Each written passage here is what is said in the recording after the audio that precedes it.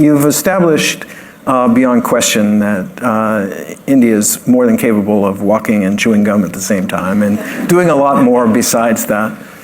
We talked about the China-India relationship. I think something that's very much on the minds of America is India's relationship with Russia. Mm-hmm. Now, we're all, I think, familiar with the history, the legacy, the background to the bilateral relationship, the long-standing strong ties. You yourself described the tremendous growth and the flourishing in India's partnership with the United States, as well as with others in the West. And there's just no question that there are tensions between those two trends. So can you give us just a sense of how India squares that circle, reconciles those pressures? I'd make four or five points about Russia so that people understand, what is the importance of that relationship. I mean, first of all, if you look at the map of Eurasia, there's a very simple, obvious strategic proposition there, which is you have, if you look at the big countries of the Eurasian landmass, it makes sense for those countries who don't have direct borders with each other to develop strategic relationships, which is how they serve each other's interests. And for us, our own history after independence, we've never really had anything other than a positive experience with the Soviet Union and then with Russia. Secondly, during the period of the Cold War, when the US and Western countries generally tended to prefer, at least in our region, dictatorships like Pakistan, we actually had a 40-year period where the West was primarily arming Pakistan, and we turned to the Soviet Union as a military partner.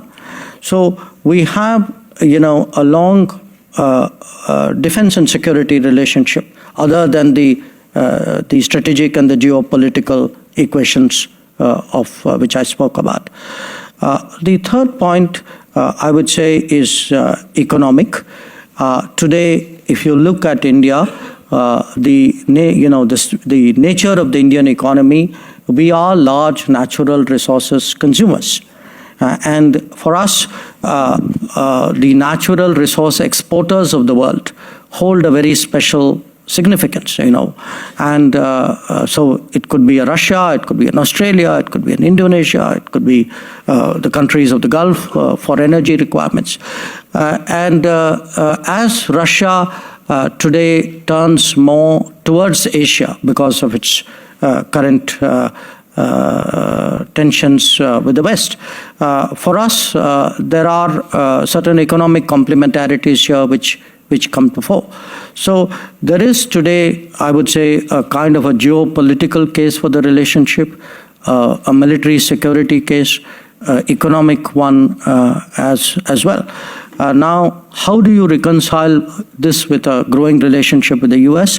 I would even say growing relationship with Europe, because that relationship has also grown. As I said, look, it's a multipolar world. Different poles deal with each other. We're no longer in a world where the relationships are exclusive.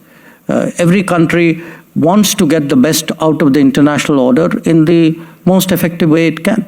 So it requires, a certain amount of care and, I would say, perhaps dexterity to manage it. But it has to be done because, it's